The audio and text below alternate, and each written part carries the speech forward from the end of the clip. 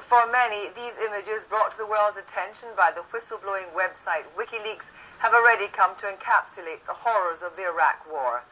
An American Apache helicopter gunship kills a group of men, including 2 Reuters cameramen, on the streets of Baghdad.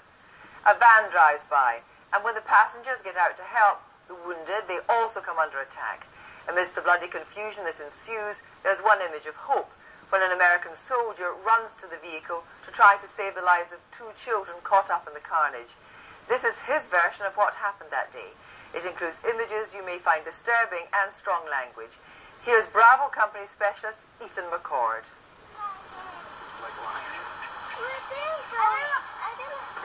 They're coming. Just bread. Good, because we need sandwich bread. My name is Ethan McCord. I live in Wichita, Kansas. Daddy, I have camo. I know, son. I left the Army in July 2009. You know, I'd been living with what happened that day as well as many other days in Iraq since I came home. And I was actually starting to get a little bit better. I could sleep better at night. Don't forget to grab your bread. I wasn't thinking about Iraq as much. More worried about my children and the life of being an almost single father. I dropped my children off to school on, April 5th. Came home, grabbed a cup of coffee, sat down on the couch and turned on the news like I do every morning. And the first image I saw on the news was me running across the screen carrying a child. I knew it was me immediately because that whole image is burned into my head. The whole day is just, it's there. It's always been in the back of my head. You know, the smells came back to me of that day, the images, the cries of the child came back to me. I was really angry because I tried to put this behind me and not think about it.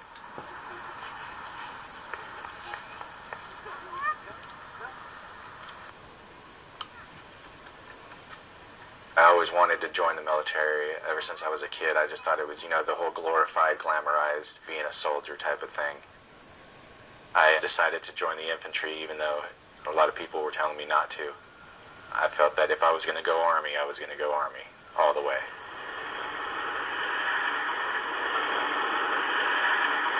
Iraq. You think you know, but you have no idea. I was a little bit older than most recruits, 25 years old. Freestyle rap about Iraq. Okay. Ready, go. Yo, we in Iraq, we getting super, getting crazy. It was a majority of brand new privates who were just coming out of basic training, 18, 19-year-old kids. I had it in my head that we're in Iraq for a good cause. We're there to help the Iraqi people. This is our mission, is to, you know, provide stability for the Iraqi people, and that's what I wanted to do. I wanted to be a part of that. I wanted to be the guy that the Iraqis were cheering for as you're driving down the road. Fucking battery power, we're back. I think you got the whole rundown on the military forces here. Oh, shit! My first 2 weeks I was there, I was hit by an IED. I was driving the vehicle, and it hit my door and knocked me out. When I came to, the first thing I did is I was feeling for my arms and legs, making sure that they're there. There was a lot more combat for me. We were involved in many altercations, skirmishes. There weren't like any groups of men who would run up and attack us and stay there and fight us. People would take pop shots at us, or the sniper would shoot at you. You couldn't see him. Or it was an IED. I got blown up a few more times after that. A good friend of mine, great kid, great person, Andre Craig, he was killed in an IED. It took off his arm and crushed his jaw into his throat. And he had a little girl. To just lose somebody, it's a hard thing to deal with, and especially when you're in that situation on a daily basis, your anger just builds up in you to a point where you just don't care. Now all you care about is surviving and getting home.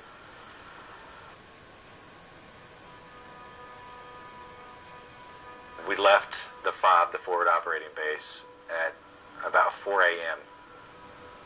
We were told that we were going to be going out to do a knock and search. You go in and you search their houses. Look for anything from bomb-making materials to militia paperwork. Hotel 26 is Crazy Horse 18. Have individuals with weapons. We were gathering up people who had weapons and whatnot, and we were placing them in the back of an LMTV, which is a 2.5-ton truck. And then we heard the Apaches open fire. We didn't know what was going on, though. We didn't get any of the radio chatter on the ground. Clear. We were roughly only about 3 or 4 blocks away from this courtyard, and we were told to move to that location. Your lead, Bradley, should take the next right. That's cruising east down the road. I was dismounted that day, so I was one of the first 6 soldiers to walk up onto that courtyard. The lighter with 01 is off, normal 319, call next 3. Alright, bring the truck in, cordon this area off. The first thing I saw was a group of men laying by a wall with an RPG laying next to the wall, and to me at the time, the feeling, they didn't look human to me. They looked like something you would see out of a horror movie. It just didn't seem real, I guess. I don't know how to explain it exactly because it was so intense, but at the same time, like my mind was shutting it off. I saw a couple more men laying on the ground, and I could hear a child crying. The cry was coming from the van. When I went around to the passenger side of the van, the soldier that I was with looked inside with me, turned around, started puking, and ran away. He didn't want to have anything to do with that part of what he saw inside with the children. What I saw when I looked in was a little girl about 3 or 4 years old. She was sitting on the passenger seat. She had a wound to her belly. She had glass in her eyes and in her hair.